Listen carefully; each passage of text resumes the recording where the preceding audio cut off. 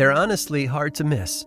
All over the British Isles, there are stone structures that have been there for thousands of years. Stonehenge is probably the most famous one that comes to mind, but there are many, many more. For example, west of Stonehenge is the town of Avebury. It's a quaint little community built around its own henge, a massive arrangement of 3 stone circles, the largest megalithic circle in the world, in fact. And to stand in the center of town and look around is to be constantly reminded of the ancient people who built it all. Which is why a farmer in southwest Ireland was so surprised by what he found this spring. While taking a walk through one of his fields, he came upon a flat stone embedded in the earth.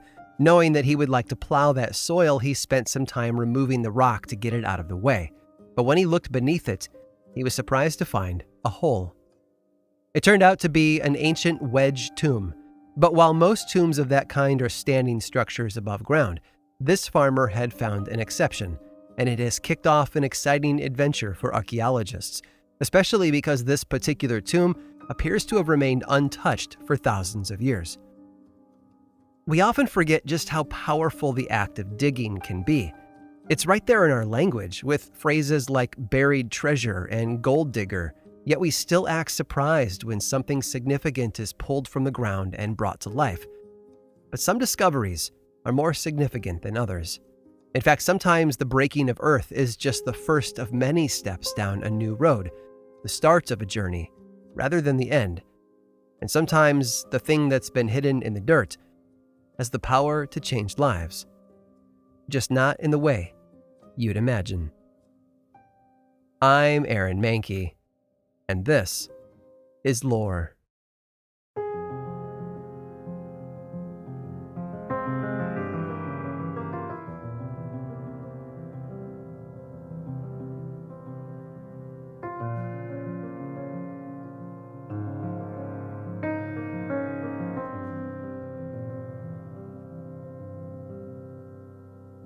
Many people would have seen Isabel as a bit unusual. When she moved to town, she brought a very young child and an even younger marriage. Church records make it clear that her baby had been born out of wedlock, but they don't answer the question of who the father might have been. It could have been her new husband, William, or someone else entirely. But regardless of the answer, it's clear that she was doing her best to stay afloat, to make something more of what many viewed as a messy life. Now, I'm not going to throw a ton of names and places at you right now. It's all there in the source material, but the important things to know are this. Isabel and William had moved to a little town called Great Driffield, which sits between the English city of York and the North Sea to its east, and they seem to have moved into a house owned by another person, who had tasked them with running it as a lodging house. So in August of 1662, Isabel was settling in. Truth be told, there was a lot about her life that needed settling, between the new baby, the new marriage, and all the social complexities that came with them.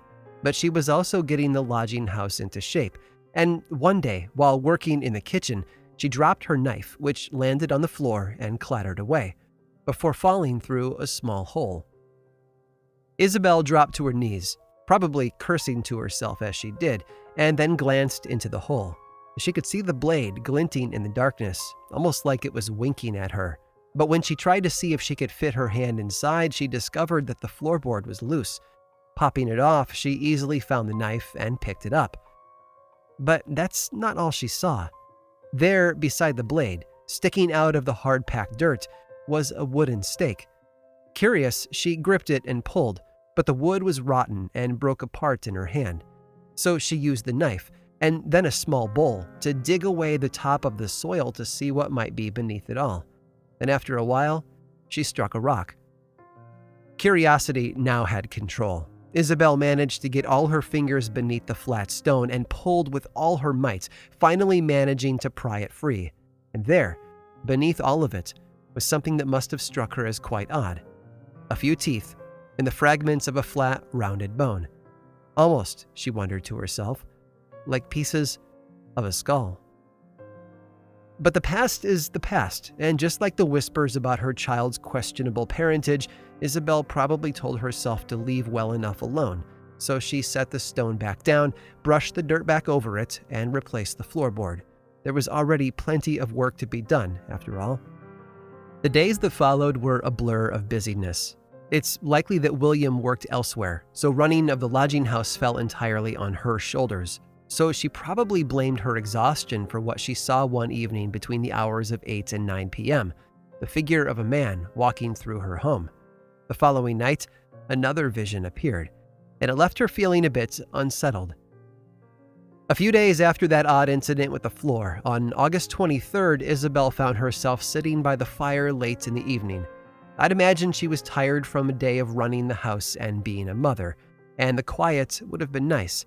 But as she sat there in the dark room illuminated only by the small fire, she felt the distinct presence of someone enter, and turned around to see who it might be. What she found was the shape of a human being, standing off in the deepest shadows. From what she could see, the figure had long blonde hair and was dressed entirely in green. But Isabel, to her credit, didn't seem frightened at first.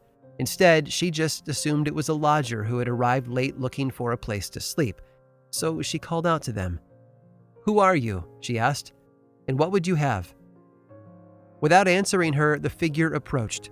It's clear from her report that the figure didn't walk as much as glide to her side, which scared her enough to cause her to mutter a prayer out loud. And then, when it was at her side, the figure spoke. 14 years have I wandered this place, suffering wrong 3 times, and 7 years I have to wander."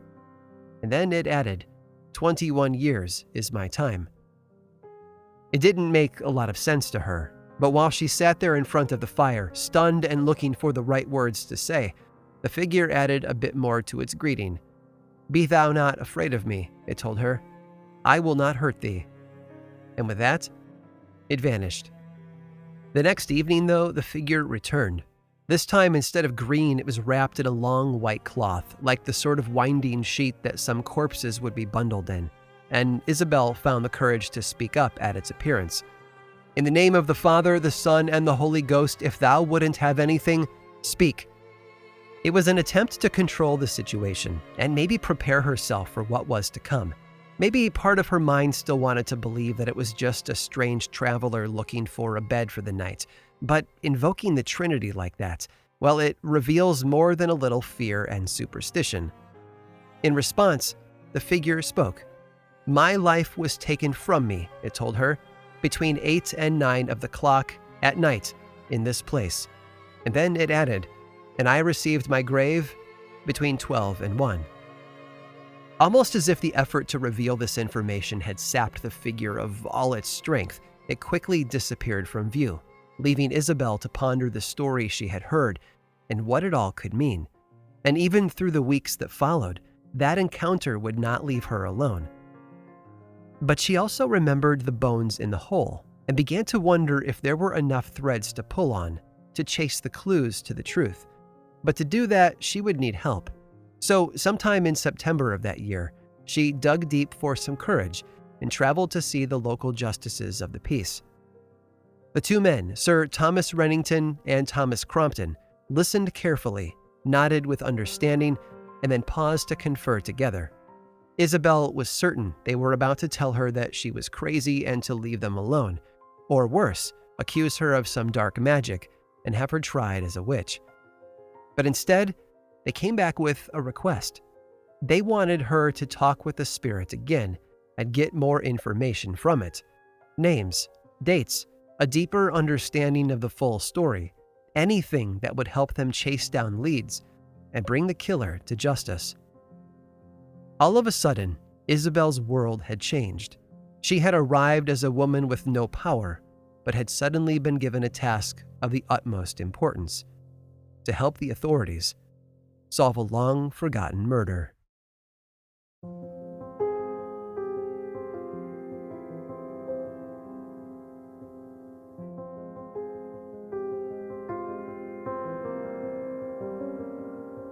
It wasn't an unusual request.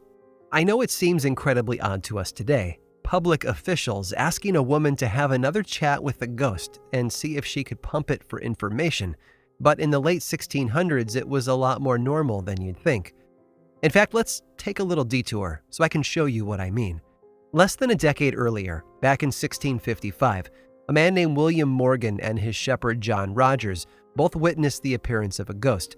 Both men described the figure as dressed in bright and glittering armor, and were so excited by what they saw that they told every traveler passing by their farm. Soon enough, their story appeared in the newspapers in London. And it wasn't the only one. In 1675, a man named William Clark made the journey from Northamptonshire to London to deliver an amazing bit of testimony. It seems he had been visited by the ghost of a murdered man, who claimed that his death had occurred 267 years earlier. It might have been a little too late to bring the killer to justice, but the papers printed it as the gospel truth. And in 1679, a ghost appeared in Lincolnshire to share the story of its own murder. This ghost blamed his own brother, a man who happened to still be alive. So the brother was arrested and questioned, and in the process, buckled under his own guilt and confessed to exactly what the spirit had claimed.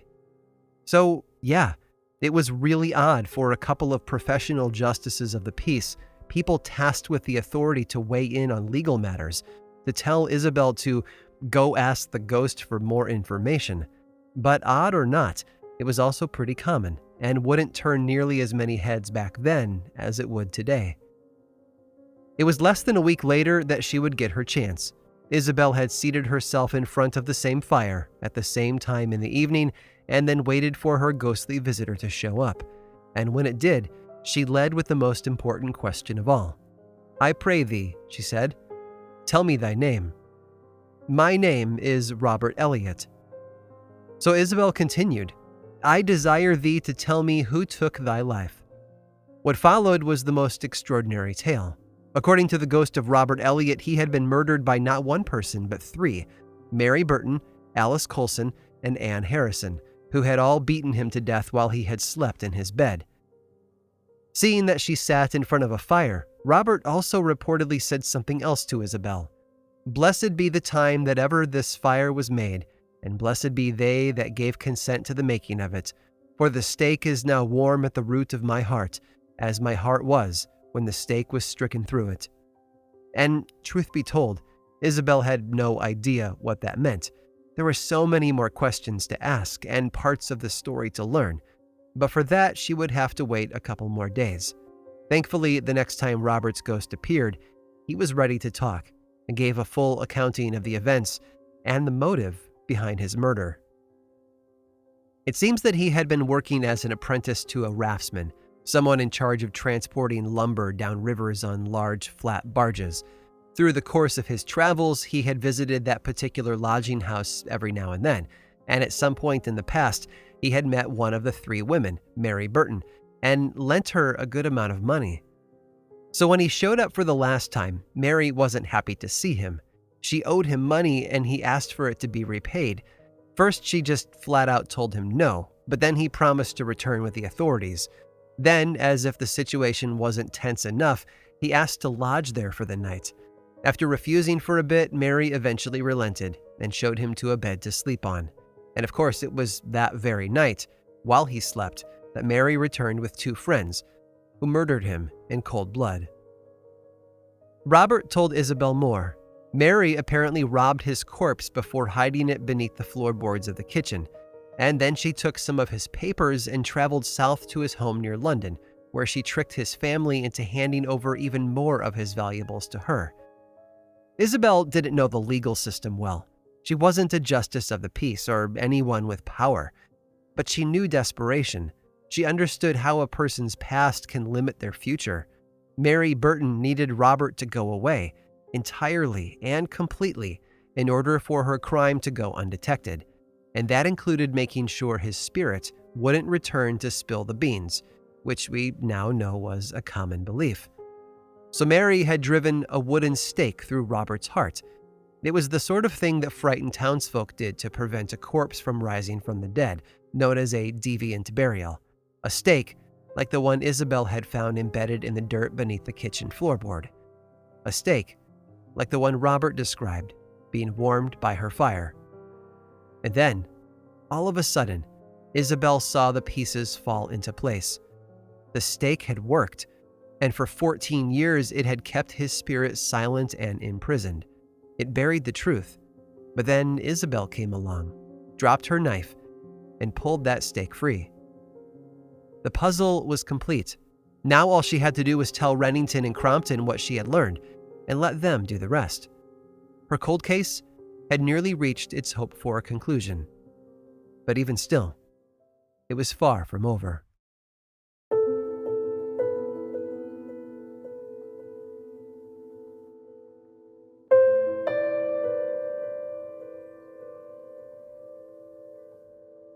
The job was done. With her head filled with all the new information about the cold case, Isabel marched back to Sir Thomas Rennington and his esquire, Thomas Crompton, and with the handoff complete, she returned home to the lodging house. It would be Crompton who would do the legwork now, a combination of letter writing and trips to various officials in the area, and we can't help but wonder if the supposed date of the murder was part of his urgency, because 14 years prior to 1662, was smack in the middle of the Second English Civil War. Add in the fact that York and the surrounding area where they all lived had been a hotly contested region between both sides of that conflict, the Royalists and the Parliamentarians, and it probably filled Crompton with more than a bit of curiosity. Could someone have been murdered in 1648 for their political beliefs? Back home, Isabel was having more encounters with the ghost of Robert Elliot. In one conversation, Robert revealed to her that 4 other spirits were nearby, in a similar state of unresolved tension, but whether or not they were victims of murder or even of the same killer wasn't very clear. Isabel also used her connection to the world of the dead to ask Robert more philosophical questions. One of the things she asked him was if there really was such a place as purgatory, which honestly makes a lot of sense for a woman in a country that had tossed aside Roman Catholicism. Robert gave her the Protestant-friendly answer, no, there is no purgatory. And before we just gloss over a detail like that, let me explain why it was so important. You see, in the Catholic world, a ghost was seen by many as a spirit of a dead person that was allowed by God to return from purgatory to the world of the living. That would make it friendly and benevolent. But without purgatory, ghosts became much more questionable. Who let them out of the afterlife? And were they visiting us from heaven or hell? It's one of the reasons why the witch trials of Europe happened when they did in a post-Reformation world, because all of a sudden ghostly visitations and spectral sightings were no longer assumed to be safe. After this, the ghost told Isabel something different. It was a glimpse into the future rather than the past.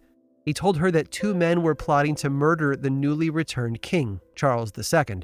Their names, according to the ghost, were Robert Jenkins and his son Philip, who worked in the king's household as clerk and page, respectively.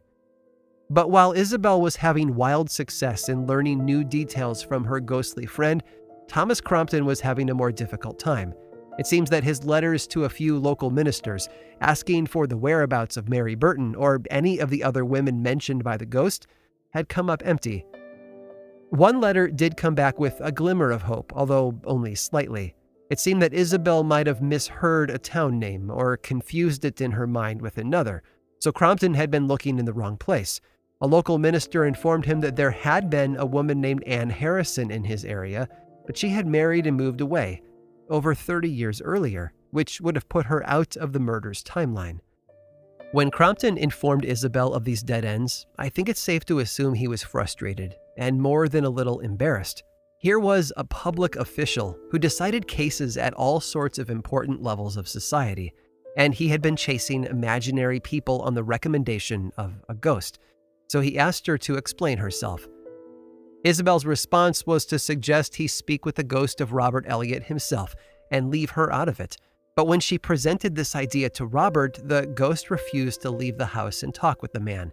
The only option, according to the ghost, was that Crompton would come to him, to visit him in the dark house between the hours of 8 and 9 p.m. Ultimately, though, the trail would come to a dead end. None of the women accused by the ghost had been located, or even placed in the town at the right time. It was beginning to look like all the information was incorrect, or possibly even faked on purpose. But Isabel wouldn't back down. She knew what she'd been told, and she was going to stand by it.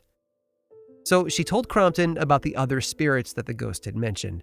There were 4 other victims, she told them, buried right beneath her kitchen.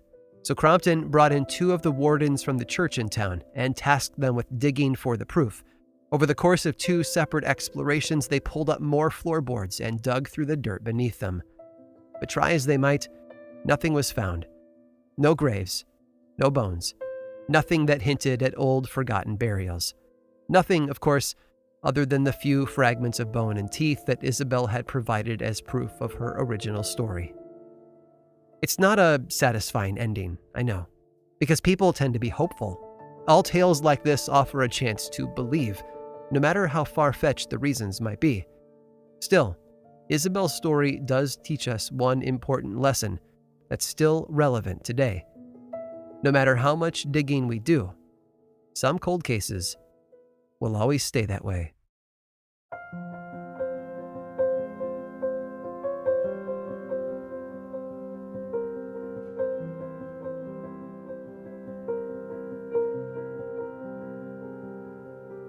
It's human to want to dig into things. Whether it's the ground beneath our feet or a mystery from the past, we've always been fascinated with digging, and true crime is one of the biggest examples of that passion. For centuries now, anytime a new medium has appeared in the public space, it's quickly become home to stories about unsolved crimes. In the Victorian era, for example, when penny newspapers were all the rage, dozens of crime-related publications popped up in London alone. A century later, they filled the radio waves, and then television. Even today, we're popping in our earbuds so we can hear the latest story of unsolved crimes. But through it all, we've learned to deal with disappointment. Some cases will never be solved, and while that's not ideal, it's certainly a harsh reality. Yes, stories like Isabel's have a way of leaving us feeling unsettled. After all, we prefer neat and tidy endings, but that's life, isn't it? Isabel Binnington never got to see her mystery solved by the authorities. In fact, there are no higher court documents to prove that it ever moved on from the investigation stage. And that sort of leaves us wondering what the final verdict was in the minds of men like Thomas Crompton, because from his point of view, it probably felt like a lot of running around for nothing.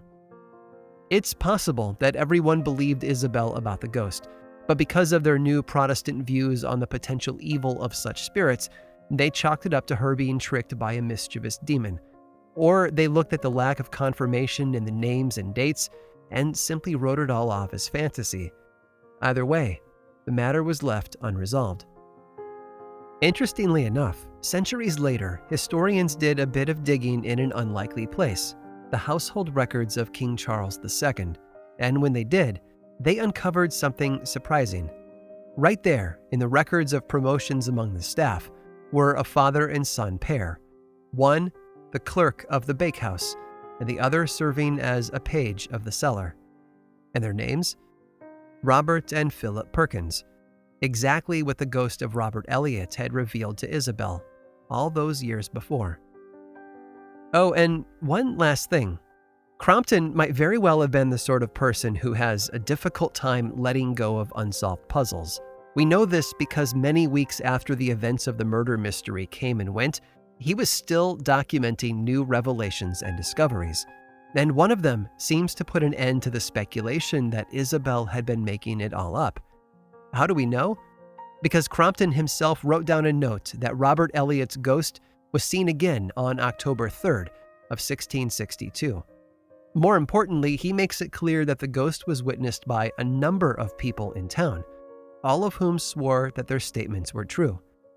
And the most surprising aspect of the report is one small detail that Crompton felt compelled to include.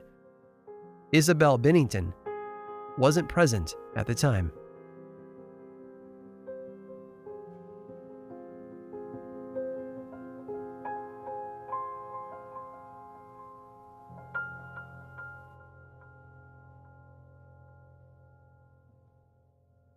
Everyone loves a good ghost story, and for lovers of true crime, it's always fun when those stories cross over into the world of murder mysteries.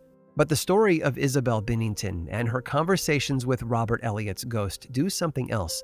They bring spirits into the legal system. And surprisingly, it's not the last time that's happened. In fact, I've tracked down one last amazing story that I think you're going to love, where spectral events become the centerpiece for courtroom drama. Stick around after this brief sponsor break to hear all about it.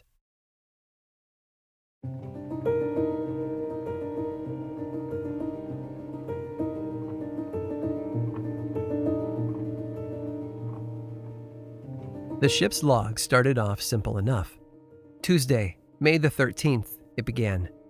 This day the wind was south by southwest, and a little before 4 in the afternoon we anchored in Mansur Road to load, where lay Captains Bristow, Bryan, and Barnaby, all of them bound for Lucera. It would have been a welcome sight. 4 English vessels traveling east of Gibraltar, somewhere in the Mediterranean, and arriving at a port in Italy at the same time. We don't know if the men knew each other prior to this moment, but they all certainly welcomed the company.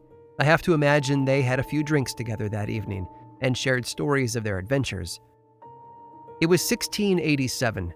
The open sea was a busy place, with European exploration and settlement in full swing from a number of countries, but there was also the constant threat of pirates. So when these 4 captains prepared to set sail the next day, they decided to do so together. Safety in numbers, and all that. It seems they were all headed back to England, but planned to make a small detour first, to the volcanic island of Stromboli. After anchoring offshore, each of the 4 ships sent a rowboat toward land, including the 4 captains. Their plan was to harvest some sulfur, which was a valuable resource used to make gunpowder and antiseptic, among many other things. While the sailors marched off in search of the yellow substance, the 4 captains stood on the shore near their boats and talked. But around the time they were ready to leave, 2 figures came running through the trees and undergrowth, one seemingly chasing the other. The figure in the rear was dressed all in black and almost resembled the stereotypical figure of the Grim Reaper. The man in front, the one being chased, was running for his life, dressed in gray clothing with ornate buttons clearly visible. As the captains watched, the pair of running figures dashed past them, heading straight up the hillside toward the volcano's peak, a peak that they claimed was on fire, and as they vanished into the flames, all of the captains noted a terrifying noise that was too horrible to be described. "Lord bless me," cried out Captain Barnaby. "The foremost man looks like my next-door neighbor, Old Booty." And yes, the old neighbor's name was Booty. It's funny, I know. I think we can all have a good laugh and enjoy the wordplay, but it's also memorable, and that's important, as we'll soon see. It was such a strange sight that one of the captains urged the others to pull out their pocketbooks and jot down the time of day so they could enter it into their ship's logs accurately once they were back on board. An hour or so later, once the sulfur had been transported to the ships, they pulled anchor and set off. It would take them some time to cross the rest of the Mediterranean, pass through the Strait of Gibraltar, and then make their way north to England. So when they finally pulled into port in October of 1687, they were ready to be home. And right there waiting for them was Captain Barnaby's wife. They probably kissed. They certainly smiled and caught up on everything he missed at home. And at some point in their conversation, she looked at him with sadness in her eyes and said, "My dear, I have got some news to tell you. Old Booty is dead." At which point, Captain Barnaby cursed and then told her what they had all seen back on Stromboli. "We all saw him run into hell." What happened next might even sound at home today. Mrs. Barnaby, of course, told many of her friends about this amazing coincidence, and those friends told others. And it wasn't long before Old Booty's widow, Mrs. Booty, heard the rumor that her husband ran straight to hell and took offense at the insinuation. So she took Captain Barnaby to court, looking for £1,000 in damages, roughly $300,000 today. The trial was a circus of coincidence. All 4 of the captains showed up and testified to what they witnessed on that volcanic island. They noted the exact time and day and described the man's gray clothing and ornate buttons. And when Mrs. Booty's defense was asked to describe her husband's time of death and the clothing he was wearing, all of it matched up, right down to the minute. It's said that the judge was so overwhelmed by the sheer unexplainableness of the coincidences that he closed the case immediately in favor of Barnaby. A normal case of slander had been brought to the courts against the captain, and yet it had been settled and put to an end by a ghostly vision from thousands of miles away. All these years later, historians have become understandably intrigued by this story and have tried to chase it down to its original source. And while many inaccuracies and mistakes have been added to it over the centuries, it's become clear that the core of the tale appears to be true, as far as anyone can prove, at least. Sometimes our digging can uncover something new. a fresh mystery or adventure that awaits our determination and hard work, with the promise of resolution or definitive answers. Our search will build the story, helping it come to life. And other times, the full adventure is already there, and digging is the only way to know for certain if it's actually true. By looking closer, we might be forced to toss out whole portions of the story, all in an effort to find the truth at its center. Either way, they always leave us feeling just a little unsettled.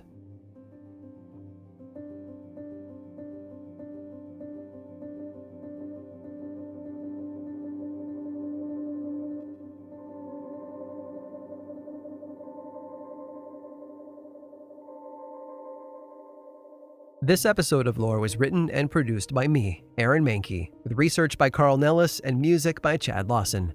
Lore is much more than just a podcast. There's a book series available in bookstores and online, and 2 seasons of the television show on Amazon Prime Video. Check them both out if you want more lore in your life. I also make and executive produce a whole bunch of other podcasts, all of which I think you'd enjoy.